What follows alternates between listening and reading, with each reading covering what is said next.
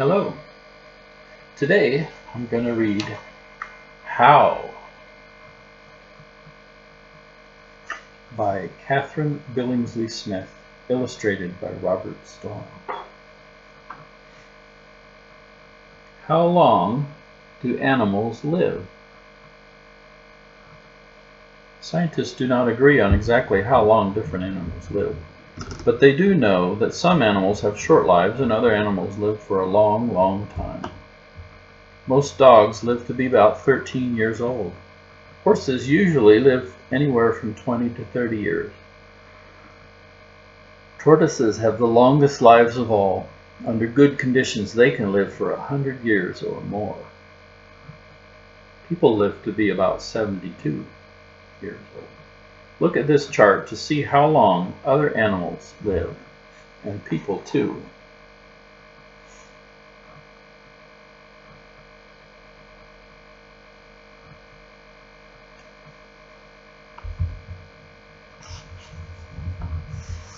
How high is the sky? Many people think that the sky is like a big blue blanket stretched around the earth, but that's wrong. There is no one place that can be called the sky. Our earth is really surrounded by an enormous layer of air. It's called the atmosphere. The atmosphere gives us air to breathe and keeps us from getting too much heat from the sun. Astronauts stay out in space can look back at the Earth and see the atmosphere. It looks like a blue haze.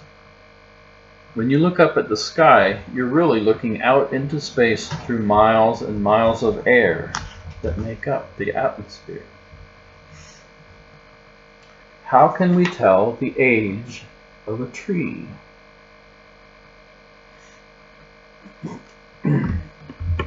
As trees grow bigger and taller, new layers of wood grow underneath the bark. The wood that is added in the earlier cold parts of the year is a different color than the wood that grows later in the summer. These rings of different colored wood make it easy to see how many years a tree has been growing. This is how it works. When a tree is cut across, you can see a number of rings, one inside the other. Each year is about 1 year of growth. Each ring is about 1 year of growth. If a tree has 20 rings, it's about 20 years old. A tree with 60 rings is about 60 years old. Of course, a tree must be cut down before you can see the rings. To tell the age of a tree that's still standing, you must guess by looking at how big and tall it is. The wider the trunk and the taller the tree, the older the tree is.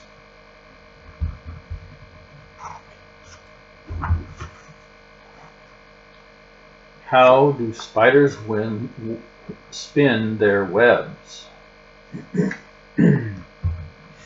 Spiders spin their webs with thin threads of silk that are made inside their bodies. The silk comes out of special tubes called spinnerets. Some of the threads are sticky, some are not. Different spiders spin different kinds of webs. There are orb or round webs, triangle webs, tangled webs, and funnel webs. Spiders spin webs as traps to catch food to eat. Insects get caught on the sticky threads of the web. Then the spiders kill the insects and eat them. Special coatings of oil on the spider's bodies keep them from sticking to their own webs. How do shots help me stay healthy? When a doctor gives you a shot, it hurts. But getting a shot is really worth it because shots help you stay healthy. Inside your body, blood moves through your veins and arteries to every part of you. Your blood is made up of red cells and white cells. Red cells carry oxygen to all parts of your body, helping to keep you alive. The white cells fight bad germs that could make you sick. Doctors give you shots to make your white cells better able to kill germs. The shots are full of weak germs that can't hurt you. The weak germs wake up your white cells to make special chemicals to fight these new invading germs. The chemicals are called antibodies. Antibodies kill the weak germs in the shot. Then the antibodies stay in your body to fight off any of those same germs if they ever come again.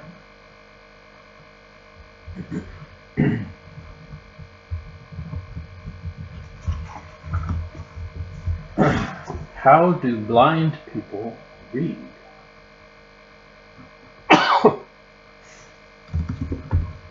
Blind people cannot see. They cannot look at pictures or read words printed in books, so they read another way, with their fingers. A special kind of alphabet is used by blind people. It's called Braille. In Braille, each letter of the alphabet is a special pattern of bumps or dots. They stick up on the pages of Braille books. Blind people feel the bumps with their fingers. They have learned what the bumps mean. As they move their fingers over the words written in Braille, they can read almost as quickly as other people can read with their eyes. Here are the patterns of dots that make up the Braille alphabet.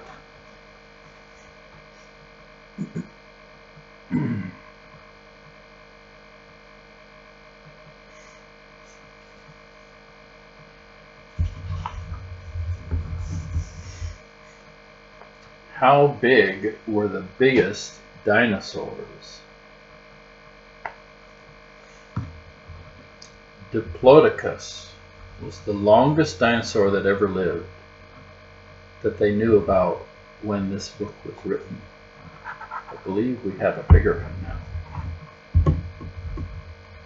Argentinensis or something like that.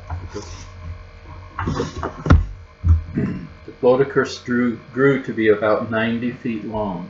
It was as long as 3 school buses parked in front of each other. Diplodocus was a plant eater and had a very small head. Scientists think it must have eaten all day long to take in enough food to feed its huge body. The giant of all dinosaurs was the Brachiosaurus. This dinosaur was not as long as Diplodocus, but it was the heaviest land animal that ever lived.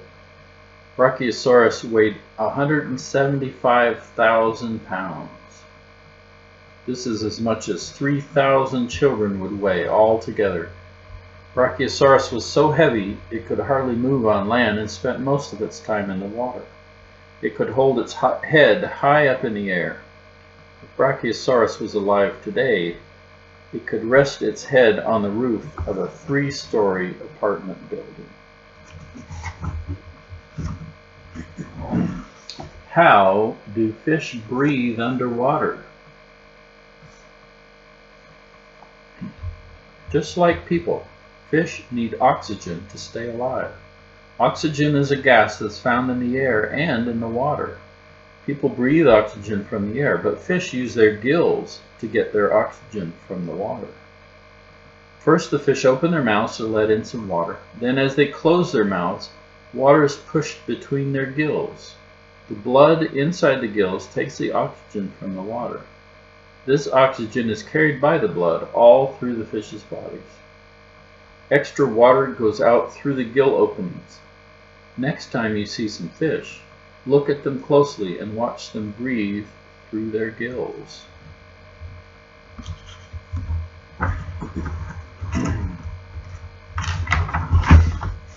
How much is 1 million? Million is a very, very large number. It's written like this. 1 million is 1,000 thousands. It's hard to imagine just how much 1 million is. If you tried to count to 1 million and said one number every second, without taking time to eat or sleep or play, you would have to count for 11.5 days without stopping. Suppose you had $1 million to spend. Wouldn't that be fun? If you spent $1 every minute around the clock, day and night, it would take you 2 years to spend all the money. Yes, 1 million is a very large number.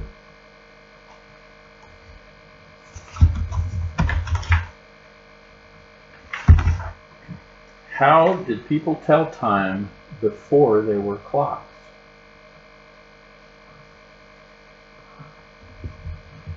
Long ago, many people used sundials to help them tell time. Sundials are flat, circular plates marked off into hours. A metal stick called a gnomon points toward the North Pole. When the sun shines on the sundial, the gnomon makes a shadow on the plate. As the Earth turns, the shadow moves from one mark to the next on the plate, telling what hour it is. Sundials were helpful, but they couldn't be used on cloudy days or at night because there wasn't any shadows then. Some people burned candle clocks and rope clocks to tell time. Painted bands marked the hours on the candle clocks. Rope clocks had knots tied in them for each hour. The number of bands or knots burned away told how many hours had passed. People used hourglasses to tell time. An hourglass has a funny shape. Sand falls from the top to the bottom. This takes 1 hour. Then the hourglass is turned upside down once more. Today we have clocks and wristwatches to tell the time. They're easy to use and almost work by themselves in any weather. See, here's a candle clock.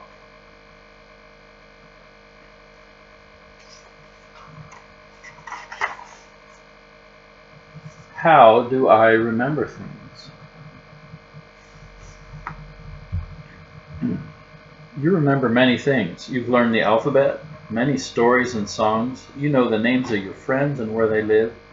You remember how to play different games and which presents you got for your birthday last year.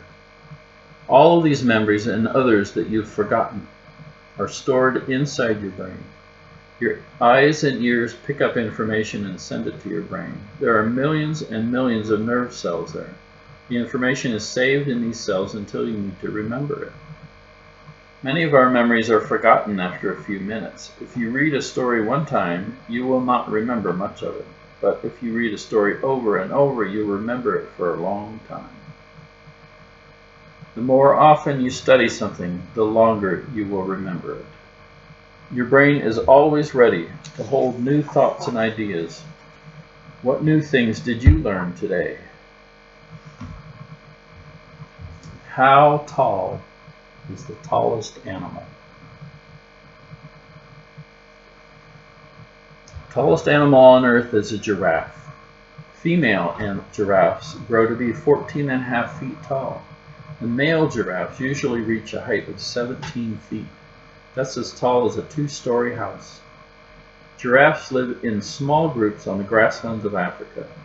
They use their long necks and legs to get tasty leaves and twigs from the tops of acacia trees. It doesn't seem possible, but giraffes' long necks have the same number of vertebrae or bone pieces that our necks do. 7 vertebrae in the giraffe's necks are simply much longer than ours.